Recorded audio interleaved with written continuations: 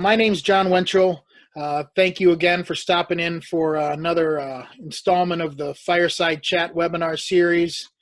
I've been hosting them. They've been really good. The first two have been actually, I had great expectations and they've been beyond my expectations. The first one on manure screening and fecal starch was really good.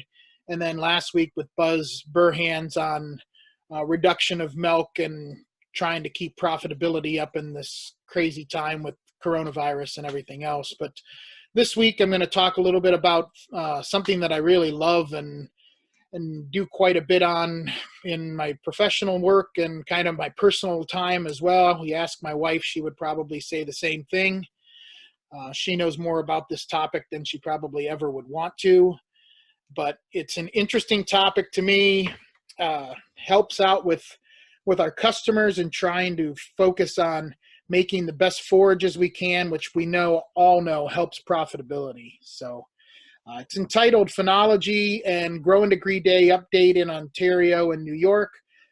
Phenology, we'll talk about that a little bit. And the Growing Degree Days, obviously, we're going to talk about that a little bit on New York and some in Ontario as well. So let's get my slides are not moving. Hang on. There we go.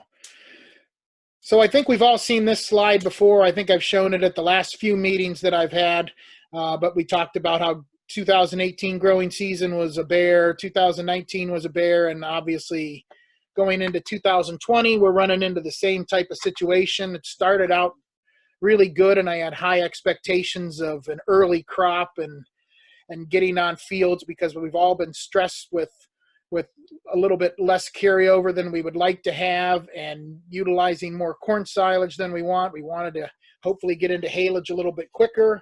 Early in the season, I thought it was going to be good like 2010, 2012, 2017 good for the growing season in the spring, but we've started to go the other way and the other way and the other way and the other way.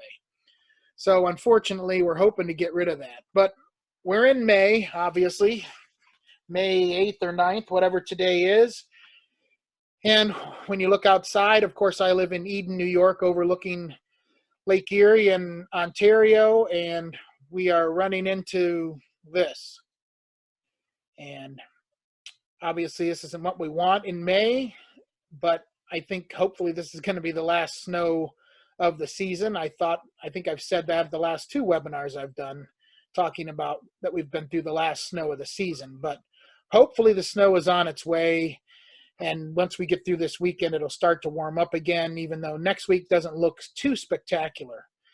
But hopefully everybody else, and you guys can chime in on the chat room if you'd like about if you're seeing dandelions start to pop in your areas. It's funny how I get a lot of pictures on my phone now of fields of dandelions, or I get texts and emails and different things on elevations and dandelions, and usually they start to pop pretty early. There's a lot of variation in when people think they pop and start to bloom a little bit. Usually dandelions are going to bloom along a house or warm area, south facing, a little earlier, but normally I see it about, typically for me, 500 growing degree days, base 32, I start to see a few here and there. And then once we get to about 600 growing degree days, typically we start to see them pop. But obviously with dandelions this year in Eden, where I live, we've had a little bit more warmth than other places. So the dandelions are starting to elongate a little bit. So we've had enough warm temperature, but a lot of the other dandelions are shrunk right to the ground. And I'm assuming probably most everyone else that has their dandelions that are just starting to pop are shrunk to the ground as well. But that's one thing that, don't let the shrinkage fool you. And that definitely goes for dandelions. They're really close to the ground, but we've had enough growing degree days, base 32, which is, we'll talk about that a little bit, but for dandelions, they grow off of a base 32 system, and they've shrunk right back into the ground and got real tight to the ground. But like I said, don't let the shrinkage fool you. going to start to come the other way here before too long. And we'll talk about that as well, about how things straighten out. Like we've said before, obviously every year we work with our customers trying to get a fresh start or a clean slate on their forage system. I always look forward to the spring to make sure that we're doing a good job with our customers, and our customers are making the best quality forage they can, especially right now this year. We really need to make good, high quality forage, and this is going to be a very tricky year, in my opinion, starting with first cutting, and hopefully it doesn't carry on through the rest of the year. But we all know if we don't typically start off right on first cutting, a lot of times we'll lose a cutting. So I hopefully want to stress during this webinar today that hopefully we're not going to lose a cutting, but we're going to talk about things that we might be able to do to prevent that. We talk about why we chop early and the goal. Obviously, I've shown this slide before, looking at the fast pull and the slow pull and the UNDF. The way the nutrition business is going now and the way the industry is shaped and what we are learning as an industry about NDF D30 in the past few years and now UNDF 240, we know that if we can control the rate of the passage of the diet, we can control milk production, we can control physical fill, we can control that. And we've been looking at a lot of things between physically effective fiber or length of chop versus the UNDF in the diets, and there's more information coming and more information coming about how if we can control this UNDF in the ration, that we can control milk production and intake for sure.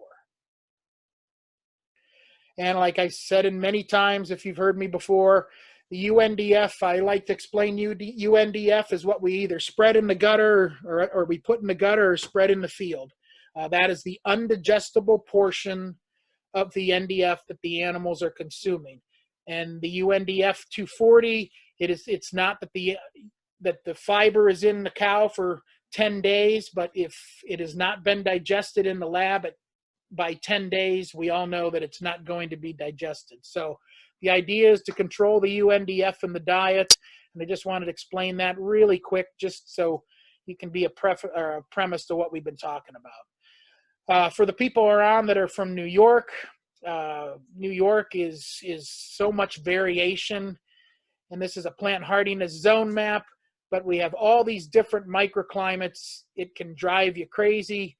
Of course, if you look up at that purple section up north where the Adirondacks are, it can get pretty cold and stay pretty cold, and I think most of the corn up there is planted is usually 75, 80-day corn. So there's some sections right up there that are really cold, and obviously you see these green sections along the Finger Lakes and through in that western New York area, and then sneaking down into the New York watershed area where Delaware County is.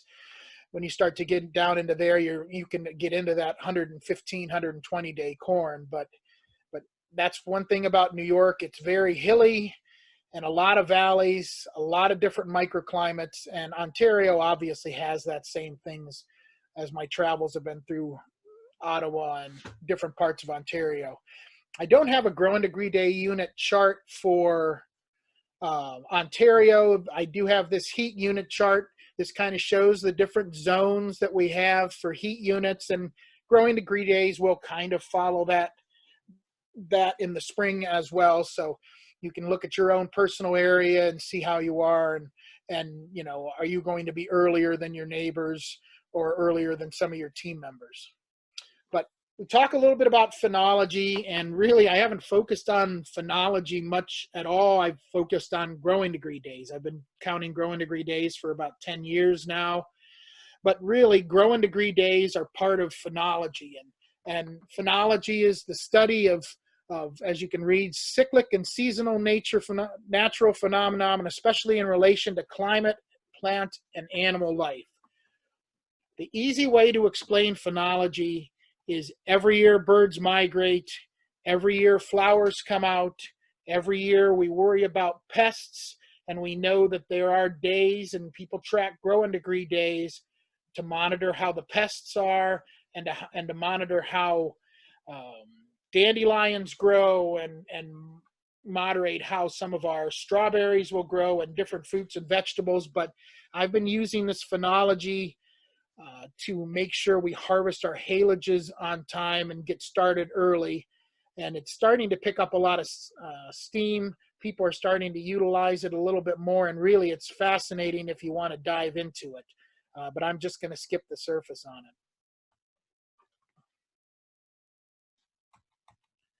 Trying to get my slide presentation to move again. There we go.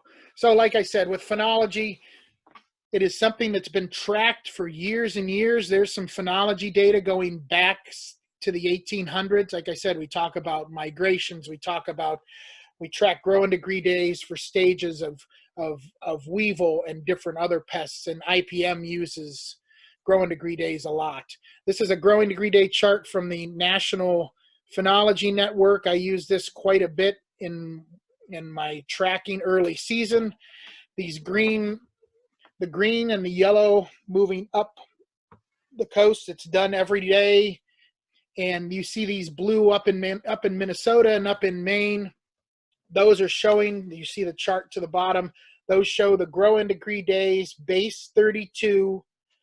This is for April 22nd of 2020, but this is done every day. You can go to the website and see that. Now, unfortunately for our Ontario friends, there's nothing there. And I've tried to find some NPN Phenology work in Ontario, and I found a few sites, and when I find a good site for everyone to utilize, I will do that. This is another chart from NPN. This was on May 8th. The brown shows the anomaly from of your typical growing degree days. So in other words, was this season ahead of the last 30 years? And if you see, looking through, there's been a lot of areas down to the south in the United States that have been kind of ahead of where we should be. When you see these greens and blues, those are kind of below average, and we've been a little bit slow. And it's going to be one of those situations where I think we're going to see that all the way through the end of May. Hopefully that'll change. This is not a real good picture. I just blew up this one area for New York, Vermont, and Maine, but you can see how we have valleys and the different elevation levels where you can see certain areas we are ahead, and up on the hills we are behind. So it is going to be in New York a very difficult and very tricky harvest season due to the fact of different elevations and different growing seasons and microclimates. So it is going to be really difficult to work on. One thing about the growing degree days, they keep adding up no matter what, and we just have to keep an eye on them and monitor them and see how they normally go. This is a slide I took this morning. This is from Farm West, corn heat units, which go off of base 50 for Fahrenheit or base 10 for Celsius. You can see we have, for base 10 in Coburg, we are at 66.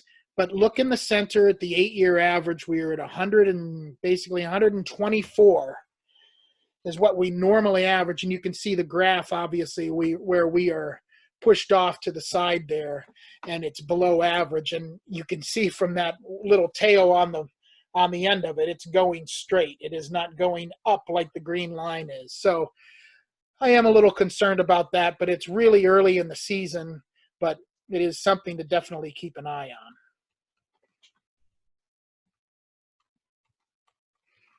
The slides are sticking again.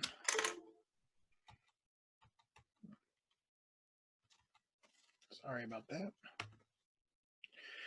So we use Phenology a lot, or I use Phenology a lot in growing degree days in corn. Not at the moment, I don't use them, but I use them a lot after silking and tasseling. I use the growing degree days to figure out when I can get myself to 32% dry matter. And usually if you look at the growing degree days, after tasseling and silking, you have 800 growing degree days are going to get you to 32% dry matter corn silage, where we're going to start seeing some dent in some of the kernels. And then that's time when I start to bring out the chipper and start to dial in individually on farm to make sure that we're harvesting our corn silage at the correct time. So I actually use the grow and degree day method pretty much all year round, and we'll talk towards the end about what I'm doing with it with some of these new summer crops. This is the grow and degree days for New York. This is base 32, base 41. This was January through April 1st. They had really gone ahead, and I was really happy with how the grow and degree days were working on base 32, base 41, not as much, and we're going to discuss that here in a second. When you look at the phenological triggers, we always are going to have these triggers, and these triggers are going to be annually. You will see to your left the daffodils are going to break at primarily the same grow and degree days every year. I've got base 50 and base 32, which are Fahrenheit, but if you look at base 32, remember that is base 0 Celsius, and base 50 is going to be base 10 in Celsius. So we can take those numbers and translate them around as well. Like I said, dandelions is which I track quite a bit. 500 to 600 is when we usually start having a bloom, and then at about 900 grow and degree days, base 32, we start to run into when we start coming to fuzz. And when we start going to fuzz, you've probably heard this before, it's usually time to start making your pure grass stands when we're at that point. This year I'm concerned because we've been accumulating base 32 grow and degree days, and our base 41 or base 10 in Celsius have been behind. And I'm afraid that for the people that monitor and look at alfalfa and alfalfa height, we're going to have an issue, especially in these mixed stands, because I'm afraid that our grass is going to get blown out or too mature while we're waiting for our alfalfa to get taller. And I'm afraid that's not going to happen. I think no matter what, if we're going to have grass this year or alfalfa, it's going to be on the small side. So we're going to have to make sure we watch the maturity and we get that crop off so we can maintain the other cuttings. When we talk about the different methods, there's the peak method, there's scissor cutting, there's grow and degree days. I think I use all three of them. I use grow and degree days the most, but I use scissor cutting a lot with my BMR sorghum Sudan customers. I'm using it a little bit more with triticale and some of these spring forages, or these fall planted spring forages, by pre-cutting, going into the field and finding some sections that are representative, and then taking some shears and cutting and sending those samples in to check and see where the ADF, the NDF, and the digestibility levels are, so we can know when it is time to go. The grow and degree days, they are good. They have their disadvantages. Rainfall can be a disadvantage. The biggest disadvantage that you see is there a weather station close to your physical location? That is a really important part to look at. If this weather station is 15 miles away and they're in a valley and you're on a hill and you have heavy clay ground, your grow and degree days are going to be about 100, typically less than what they're going to be in these valleys from what I'm seeing. So that is one of the things that you have to be careful of, is making sure that there's going to be a weather station close. The peak method, or the height chart method, works very well. And actually, I think it's like, I would equate it to when I go and chip corn silage in the fall to check for dry matter for whole plant. This is kind of the same thing with the peak method. The grow and degree days will get you close and give you a good idea. The peak method, when you're measuring, will give you an idea what's going on in the field. I would say, though, that with this year, with the way we've accumulated enough base 32 or grass grow and degree days, and not as many alfalfa grow and degree days, which are base 41 or base 10 Celsius, I'm afraid if we measure off of the alfalfa, we're going to be behind on the grasses. So it's just something to be careful. And it might work out perfect. And I do utilize, and I do think this is a really good system. But I think it's good to have all of these systems in your toolbox. Again, like I mentioned about the growing degree days, base 32 is typically going to be for grasses. Base 41 is going to be legumes, more alfalfa than clover. We are finding out after Tom Kilser's talk previously that clover might be in between base 32 and base 41. It might be right in between as opposed to being base 41 like what alfalfa is. So that's going to be something that we are looking at a little bit more. When I talk about base 32 for grasses, grasses will start growing when we have 5 days in a row where the average temperature is over 32 degrees, or for Ontario, 5 days in a row where the average is over 0, grass will start to grow. For alfalfa, base 41, same thing. We're going to have 5 days in a row over a 41 degree average, which we didn't have a lot of really early in the year, and then we had a few, but not much. And then that would be base 5 for Celsius. And then the corn, which obviously a lot of people track base 50 and 86 in Fahrenheit, and obviously base 10 up in Ontario and the rest of Canada when you guys are utilizing that Celsius scale. So just different growing degrees for different crops. So when we look at growing degree days, obviously it's very important and it's vital to hit the mark when you need to. We talked about the basis for cool season grasses and the basis for warm season grasses, as well as for corn. And it's easy to do. You take the high temperature of the day, you add the low temperature of the day, you get a total as you see on the screen here. What you do is you divide by 2. You have your number. And then you take the growing degree day that you're utilizing, whether it's base 0, base 5, base 10, base 32, 41, or 50. Subtract that number off of your base growing degree day, and then you will have your growing degree day for that number, or for that day, sorry about that. With those numbers, if you have days below those growing degree days, say you have a day in Fahrenheit below 41, that's just 0. It doesn't go backwards because the plant typically doesn't go backwards. They utilize the growing degree days to get to a certain point, and then they start to grow, obviously, as the days increase. We have dandelions or daffodils right across the street. We had a few bloom, and when I was monitoring the growing degree days, they really did not increase for daffodils, so they just sat and sat and sat, and finally, this last weekend into this week, we had some days where the growing degree days increased, and we started to see more daffodils starting to pop. This is from some data from North Java, New York, in Wyoming County. This just shows to reach the same growing degree day, which is 680 growing degree days. That's a number that a lot of people look at for mixed stands and for alfalfa. For early alfalfa, 20, 30, 40 prime cut alfalfa, you can see that there are about 14 to 15 days difference between harvests for these last 10 years. So if you were one of those people that picks the days, or you have customers that pick a certain day to harvest, you're going to be right some of the time, but you're going to be wrong a lot of the other times as well. So we need to focus on that. This is a customer I just am doing some custom work now for in Perry, New York. You can see that when we're tracking that, they're in a nice alfalfa growing area. And you look at the one on this graph, you look at the 2012, which everybody knows how warm 2012 was. And that sticks out as an anomaly in the country for the last few years. It was a very, very, very warm year. 2010 was another really warm year.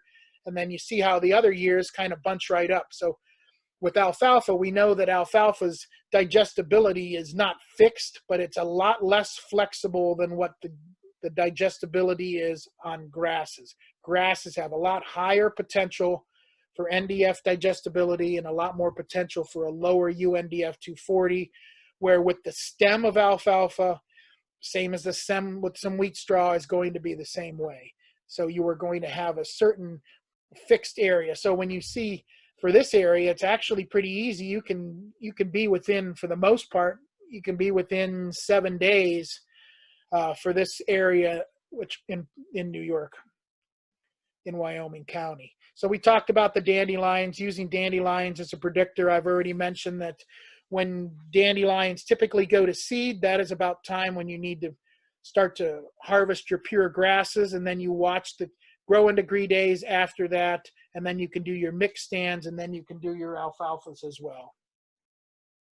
This is something that I think is interesting that kind of looks at the differences between growing degree days.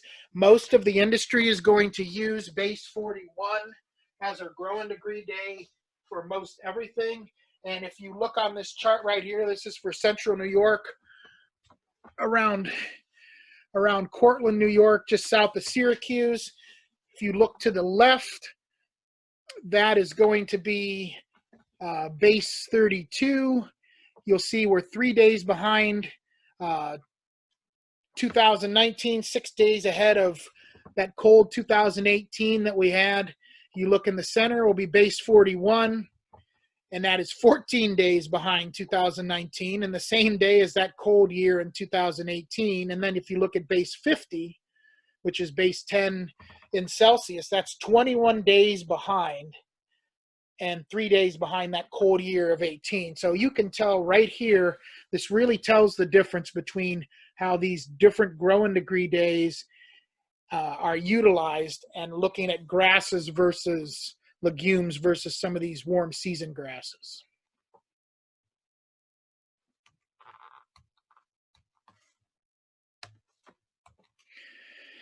This is another example of the same thing. This is Fabius, New York. This is a climate smart farming program that I use almost exclusively. I put in a planting date of March 1st, which typically in our area of the world, not much grows before March 1st. If it does, it has snow on it typically. So I use March 1st as a starting date. I have looked at utilizing January 1st for growing degree days for grasses or base 32, but there's only about 100 growing degree days usually before that. So if you see this circled part of this graph, we are below where we normally are for our 30 and 15 year for base 32. Look at the difference for base 41, kind of says the same thing on that previous slide. It's way, way off of where we've been. So I know that Ontario is similar to that as well. When you look at Ottawa, this was a weather station for the Ottawa McDonald Cartier International Airport. You look at the current growing degree days, they are at 59. The 8-year average is normally around 96, which that will be that's going to be base 5. You look below that, your growing degree days, that's going to be for base 0. Currently, we're at 236, and the 8-year average is 260. So there's another example. You can see how far off, and we are still accumulating growing degree days on that lower base 0, base 32 scale. So that's one thing I keep wanting to hit on, is that we are getting farther ahead. Here's something interesting. It might not be interesting for everybody, but these are growing degree days. Just kind of look at the flows of the years. These are growing degree days for Perry, New York, from 2010 to 2020. If you look at the two graphs to the left, the top one is base 32, the bottom one is base 41, and you can see this is from March 1st to May 1st on the two graphs to the left. On the graphs to the right is March 1st to June 1st, which is basically your whole growing season for first cutting. So you can see on those two graphs to the left how much variation there is from March to May 1st in that growing season. Then when we look at the graphs to the right, you can see how everything typically, except for that year of 2010 and 2012, especially that gray line of 2012, you can see how everything ends up going together into a very typical pattern of what we run into, which is something I like to see because I like to be able to have a nice pattern, but we definitely need to look at the differences in the years. As you can see, this year is pretty flat. This is kind of a similar chart to what we're looking at, showing that traditional growing degree days. This is for Sparta, New York, where this is kind of a warm area where they're an outlier from the rest of the state, and they build a nice gradual growing degree day, no matter the season. It seems like they're kind of protected from other things. Excuse me.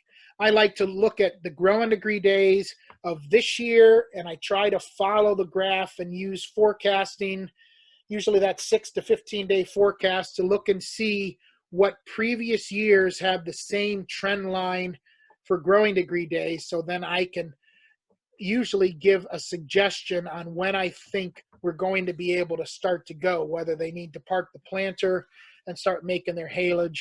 And I utilize this, probably for the last 2 or 3 years, and actually it's worked out very well by triangulating the trend lines that we see. Obviously, the goal is not just to have the correct NDF, but more importantly for me is hitting that high NDF D30 and that really low UNDF 240 to get that, to capture that digestibility. I know we've talked about this in a few different presentations. This is that same presentation that I've given before, an example of a 4-day difference on first cutting. If you look at the NDF increases over those 4 days about 0.5 to 1%, and that is about what we normally see NDF increase, that 0.5% to 1% from looking at all the research through the years on the people that have tracked it. The one thing that's new, and to me the most important part, is looking at the NDF D30 and seeing how much that NDF D30 changes from, in a 4-day window, from May 18th to May 22nd of the year that it was done in. For UNDF 240, even more importantly, if we've got diets that are primarily going to be 50-50 haylage corn silage, you will see that this is a very important number to hit, because you hit that window in that sweet spot, you're going to have that low UNDF. If you miss the window even by 2 or 3 days, you're going to see that UNDF 240 number increase, and the rate of passage will slow down, even though the NDF numbers on paper will look pretty decent. This is kind of a suggestion showing on the growing degree days for base 32. This is a chart that I use for climate smart farming. Ontario uses Farm West Canada or farmwest.com. There's quite a few stations. There's not as many stations as there are in New York, so you have to monitor where you're at, but there's the website right there, farmwest.com, climate / growing degree days, and then you can look at on the map and you can find your area or the farm or the weather station that's closest to your area, and then you can look at the growing degree days and track them from there as well. So here's really the main slide on what I've been looking at for Ontario. Mike had asked me to take a look at some of the growing degree days in different areas. The map to the left are the growing degree days base 0 comparison of different areas throughout Ontario, whether it's Ottawa, Kingston, Kemptville, Cobourg, Peterborough, Mayford, I think it's Delhi, Mount Forest, and Kitchener. And if you look at the blue line will be this year, and the yellow line or orange line is going to be an 8-year average. So when you look at this, when you look at the graph to the left, the growing degree days in certain areas, actually on base 32, we're doing all right, and we're ahead in a couple areas. If you look at Cobourg, interestingly enough, we're going to be, ahead of that 8-year average for base 0. And if you look at some of the other areas, like, for example, Ottawa and Kemptville, which they aren't that far apart, they're going to be below. When you look at places like really close to the Lake Erie, like Delhi, that's really close to what we are averaging normally. And then you look at Mount Forest, and we're pretty far down compared to the 8-year average. And Kitchener actually is kind of pretty close, which kind of reminds me of what that Delhi area is going to be. So actually it makes sense to me now when you look at the graph to the right for Ontario, which is base 5 comparison. This was taken today, 5/8/2020 at these weather stations, and you can see Ottawa, Kingston, Kemptville, Cobourg, Peterborough, Mayford, Delhi, Mount Forest, and Kitchener. This is a little bit different graph than what we see on the left. On the left, it's a lot closer to what we typically see. That's because we've had enough accumulation of growing degree days that grasses will utilize, as opposed to this base 41 or base 5. You can see where the 8-year averages, we're really far down in comparison in a lot of areas compared to that 8-year average. So that's why looking at alfalfa this year and trying to make determinations off of alfalfa for grasses is probably not going to be a good idea. We need to monitor and watch where we're going for our grass stands, especially the mixed grass stands. I talked with Brent about this morning. If we wait for that alfalfa to get mature and get tall, we're going to get into June, and I'm afraid we're not going to. It's not going to get tall. I think everything's going to be short this year, and then our grass will be way behind us, and we're going to lose that second cutting. So my opinion is when we get to about the time we need to harvest and look for those mixed stands, when the growing degree days match it, it's time to start to go and look for that cutting and get going with that.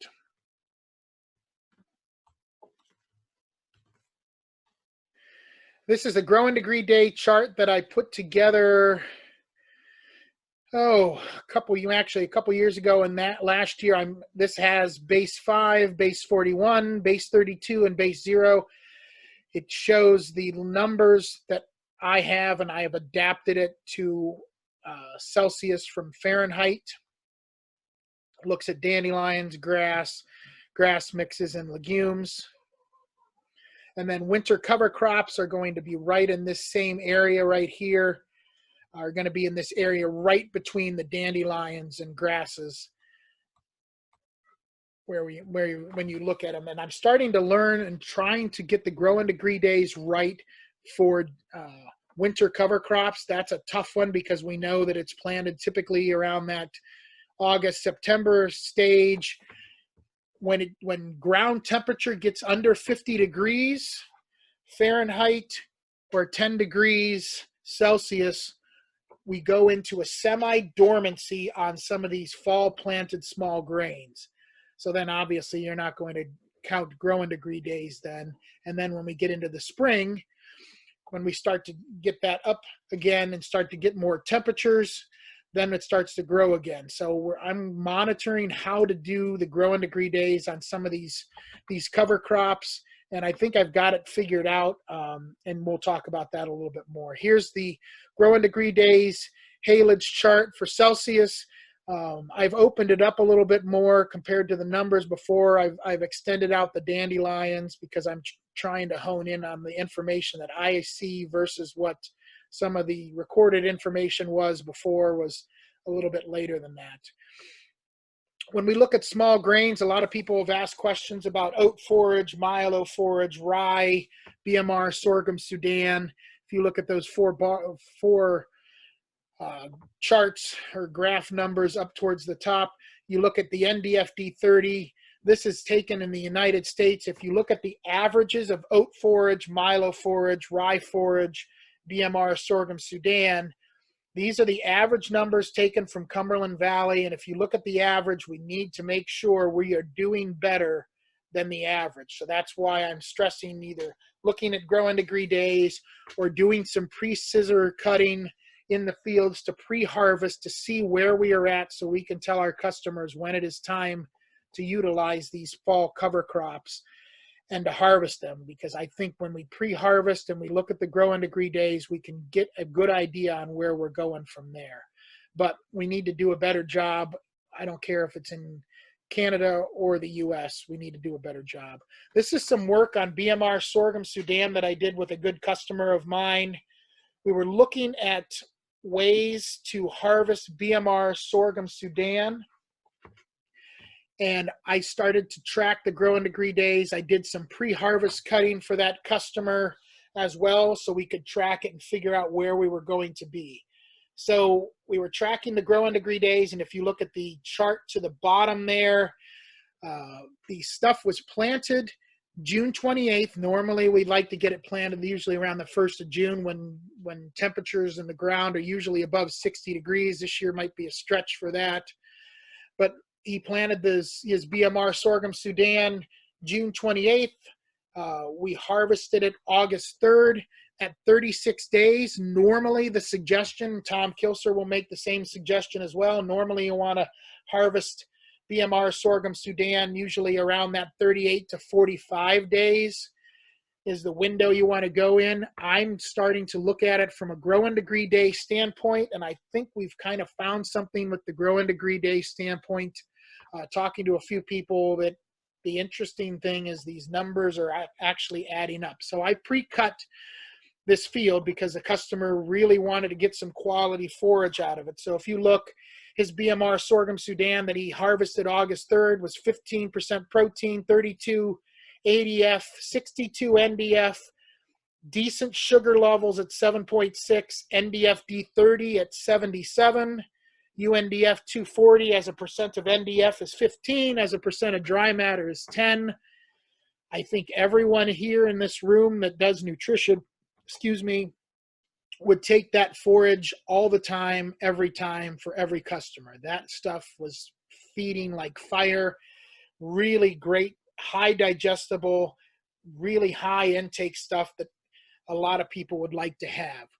So we came in at 1,357 growing degree days. He asked me when we were harvesting it, well, what do I think? Is that the right number? And I'm like, I'm not 100% sure, but I look at the plant. We pre-harvested it. It told us what the numbers were, so we were going to go with that. And he said, well, that's fine. So we mowed it in August 3rd, and I kept continuing to measure the growing degree days of the BMR sorghum Sudan into the next cutting.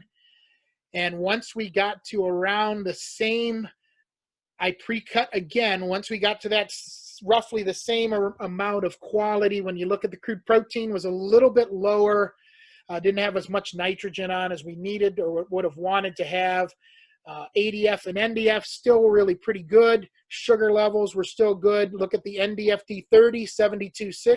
We can't complain about that at all. That's like BMR corn silage, except it's not. And then you look at the UNDF 240, a little bit higher, but not really bad. So then we looked at, and he mowed it on September 8th. You look at the growing degree days, 1,376. So we looked at it and he said, so is this where we're going to need to be? And I said, oh, well, I'm not 100% sure, but I think it's a pretty good idea. It's interesting that it took 43 days to get to the same growing degree days. But remember, we were going from August to September. So the day length, the daylight is getting less. We are typically getting a little cooler. So we are going to have a little bit longer days between harvest, and that 43 days, that 1376 hit where it's supposed to. So I'm pretty comfortable with those numbers. There's a salesperson in the States who's working with a lot of different herds. His name's Daniel Olson. He's selling a cocktail mix, which the cocktail mix is BMR sorghum Sudan, Italian ryegrass, and a few different clovers. It's just trying to utilize a crop that is going to grow well, have decent digestibility, and is going to grow quite a bit and have decent amount of tonnage to it. Usually you're going to get, for the most part, a couple cuttings off of it and then follow that with triticale, and then the next year follow that with corn silage. So it's a way to kind of add cuttings to what you're doing. So we started to look at this cocktail mix, and this is some information from Wisconsin. That was planted, if you look at the chart to the left there, that is the same BMR sorghum Sudan from New York. If you look to the chart to the right, that's the Wisconsin cocktail mix. Was planted 6/1 of 2019, was harvested 7/15 of 2019. The growing degree days were 1,570. Now, if you look over to the chart to the left, you see 1357, 1376. His growing degree days were 1,570. He cut it at 45 days, like everyone suggested. Cut it at 45 days to get maximum maturity and quality. And if you look at it, is 19% protein, 37 ADF, 51 NDF, sugars 3.5, NDF D30 is 62. A little bit lower than obviously what you would see, but then I would look at it that the growing degree days are a little bit higher, and we chopped it at 45 days for that first cutting. So it's interesting to see where we're at on the NDFD 30 and the UNDF 240 for that time when he harvested. The ADF and NDF are obviously going to be lower, and that's because of the Italian ryegrass and the legume clovers that are in that. You're going to have a higher protein level, lower ADF and NDF compared to that straight BMR sorghum to the side. But when you look at from harvest date of 7/15/19 to 8/15/19, he cut that at 30 days, only 1,195 growing degree days, and you look at it, 17% protein, similar ADF and NDF, higher sugar, but look at the NDFD 30 at 74.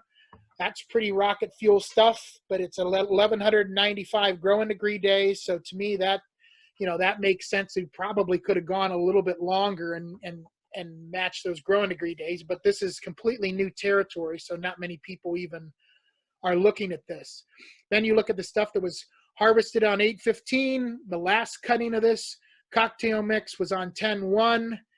1,466 growing degree days, 45 days again because they were cutting off of days as opposed to growing degree days. 20% protein.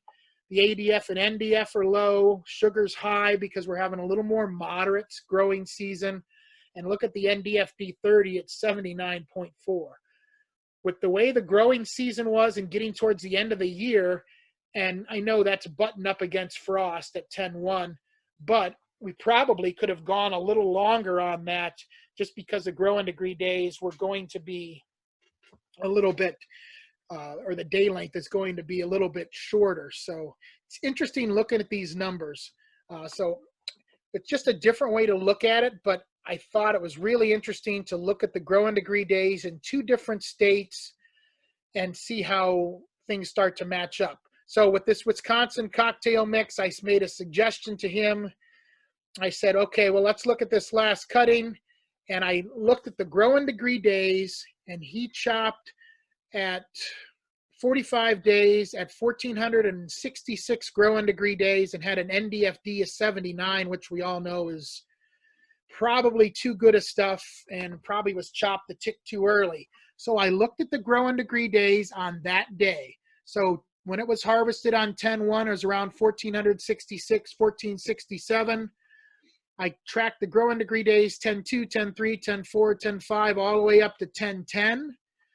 And you see the window right there for how those growing degree days increased. So it would be interesting that I feel that they only had roughly probably a 2 to 3 to 4 day window, and that was the final cutting in the fall. We might even have had a little bit less of a window in the midsummer. So I think this is something to be really pay attention to, especially on these BMR sorghum Sudans in the summer. We have to track, and we have to, in my opinion, pre-cut to check and see where we're at for quality, because it will get away from you in a hurry. So, and I mentioned this to him, this is kind of a game of chicken with Mother Nature. You are definitely trying to make sure you maximize quality and doing what you can, but trust me, it is worth the extra effort and the extra benefit to try to work with Mother Nature. So kind of tying in some things with Tom Kilser's talks that we've had in the past, there's different ways that we track cereal grain development stages, and that was going to be with the Zadex, the Ficus, and the Hahn scale. A lot of people utilize the Hahn scale that shows from emergence all the way up to grain development on these small grains, whether it's barley, triticale, BMR sorghum. And when we listen to what Tom Kilser would say, he would say you want to harvest between that flag leaf 8 and 9 stage. And when you look at the flag leaf stage, there's the flag leaf stage of 8, and there's the flag leaf stage here that shows fully emerged. At the bottom of this, it's unique that there are growing degree days for each stage of that Hahn stage. So I started to take different growing degree days, and I added the growing degree days to get to that flag leaf, that fully emerged flag leaf stage, and that flag leaf emerging stage right there. And I started to look at the growing degree days. So when I took these numbers and back calculated that flag 8 stage to flag 9, flag leaf stage to to 9. You can see 813 growing degree days on base 41, which is what the growing degree days are on that bottom chart. And you're sitting there right at that 810, and that's going to be stage 9, flag leaf stage. So it's interesting how when you also look at the graphic up to the top right, that is base 32 growing degree days that I utilized, and you'll notice a familiar number. You're in that 1,386 range. When you notice the BMR sorghum Sudan that I did work with the other herd was 1,350 and 1,370 something. So it's very interesting that those numbers are jiving. So to me, I think this is something that's really important, and we need to work on this and focus on it a little bit more. Triticale, by the numbers, we all know that you've got to harvest your triticale or triticale as early as you can to hit the quality spots, because you can tell this is some information that I separated out from Cumberland Valley that shows low, average, and high quality levels for triticale. I also put together an AMTS feed bank that shows a low, an average, and a high, and that's what this was based off of, looking at the digestibility. If you look all the way to the graph to the right, the NDFD 30 on that triticale for the low, average, and high goes from 56 all the way up to 72. We all know there's quite a bit of variation there, but that's when you make high quality forage, and even the average quality forage, that's where triticale shines when you start to look at this. This is the averages for New York and Ontario, triticale comparison from 2016 to 2020, just to see how we're doing in the Northeast with triticale and these spring forages: 33 dry matter, 14 protein, 3654 ADF and NDF. On average, the NDFD 30 is 65, and the UNDF 240 is 24. These are good numbers, and I think we've done really a pretty darn good job on harvesting our triticale. One thing that I will say is we probably did such a good job on harvesting our triticale or triticale because we're going to be putting corn on top of it. So we want to get that forage off as quick as we can. We don't have any excuses on why we shouldn't or why we can't cut it. So that's why triticale is a little bit under the gun, but you can tell in the forage quality results that is under the gun, so people go at it a little more. Talk about utilizing an inoculant. I would always, if you're harvesting any of these spring forages or triticale, I would use a front-end inoculant, a homofermentative inoculant. It's beneficial to drive that lactic acid, because if you look at the pH, it's like any other forage, haylage type of forage, where it's going to fight fermentation. It's going to have that higher pH. And you look at the lactic acid and you look at the acetic acid. This is the average for all those 560 samples that were taken from Cumberland Valley. You can see a decent amount of acetic acid, and then there's some butyric on some of these wet samples that were put in.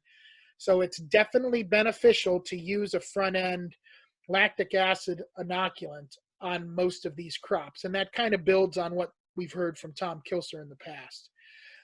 We're getting almost to the end here. This is triticale. This is for a farm I worked with from 2012 to 2016. They started to harvest, and they just harvested initially when they felt like harvesting. Then we really started to focus on looking at a lot of Kilser's work and harvesting at flag leaf stage of between 8 and 9. And you can see on the NDFD 30 to the right there, you can see the differences between the years of harvesting. They finally started to get it at about the 3rd year into making it. They got it, and once they got it, they figured it out, and they saw how well it did with the cows. They saw every spring when they went off their alfalfa haylage into this triticale, they saw the cows go up, the manure changed, the fat test increase, and they noticed that that's something to go. So it's interesting to see how when you work with a farm and work with it on these different methods and growing degree days and flag leaf stage methods, it does work. You just have to work with your customers. And a lot of this, you can go back to Tom Kilser, advancedagsystems.com. He's kind of what I would call the god of triticale and some of these small grains. He's done more work with this than probably most everyone else combined. He's a great resource, a good friend, so definitely somebody to work on. I am done with my questions for today, so I'm hoping there's some questions, and I hope I haven't lost anybody.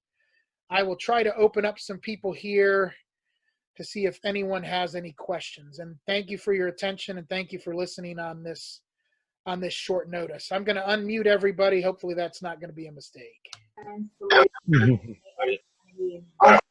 Effect either on the hormones required to produce semen or on semen.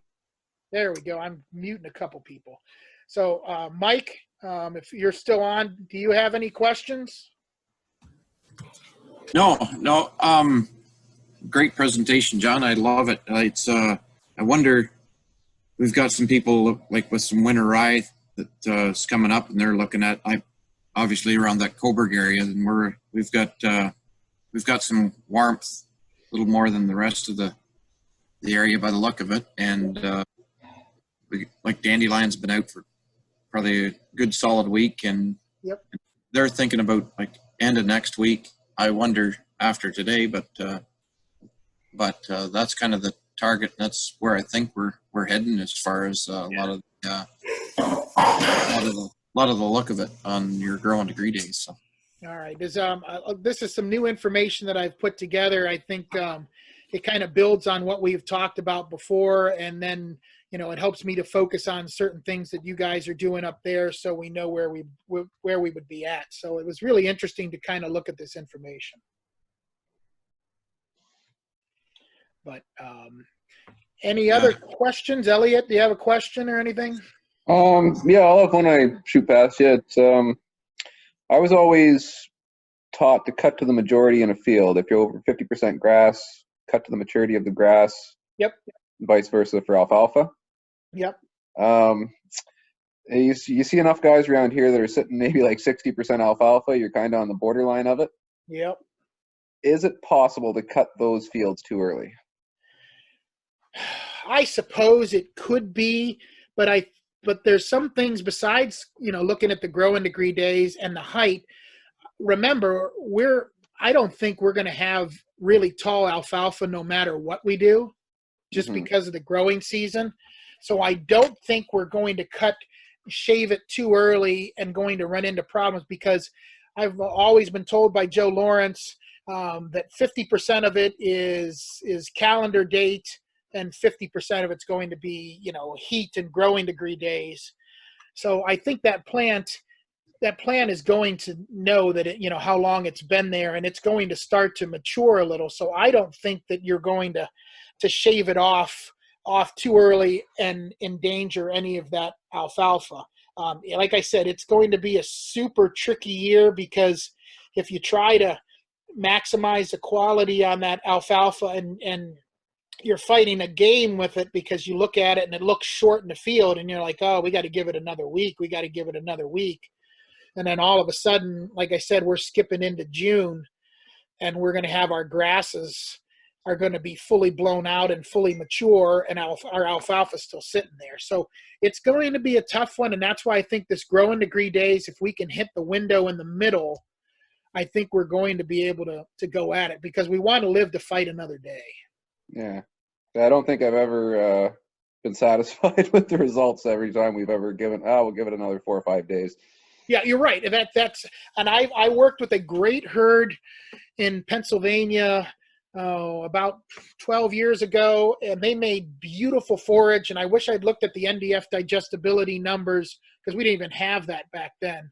But they made this just brutally good forage every year. And one year they knew it was hard to do, because they had to fight to put the corn planter away to make their haylage. And finally they had really good year, and they had low fat tests that year because they had really explosive high moisture. Their fat test was down, and I'm like, yeah, we got really good forage, almost too good a forage. They said it probably wouldn't hurt to put some straw in, and of course they didn't want to put straw in, and the father heard me say that. Right. So the father said, well, we can fix that problem. We can fix that. We're going to just wait just a little bit longer next year. So they waited a week, which turned into 2 weeks longer. And Mm. then they dropped 5-6 pounds of milk the whole season the next year. And of course, they were angry because they didn't make that forage quality. So sometimes you're damned if you do and damned if you don't. Right. Fair enough. But any other questions? I know we are over. We're 3:07. But Mike, any additional thoughts? No, I love it. Yeah, and it is going to be a tricky year for sure. And I think a lot of them are going to be against the wall, like as far as inventory and stuff goes. So it's a pretty good time. And I think you've given us some ammunition or something to talk about with our farmers here for sure. And to go ahead and kind of watch and track going forward. So it's interesting. I listened to a presentation on a bunch of people that green chop all year long, and that's how they make their forage primarily. I mean, they will make some haylage, but most of the season they will green chop all year long. And I don't know, do you know of many people that are doing that, Mike? I always say I originally grew up where I originally grew up. We were in the capital of that around Campbellford. I think they sold the most of those crop choppers or whatever you call them, Yep. zero grazers or whatever. Yep.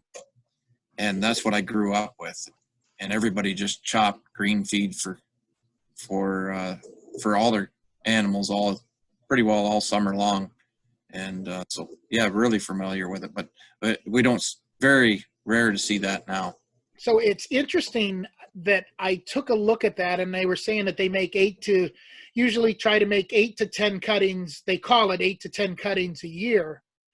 And I thought that was interesting.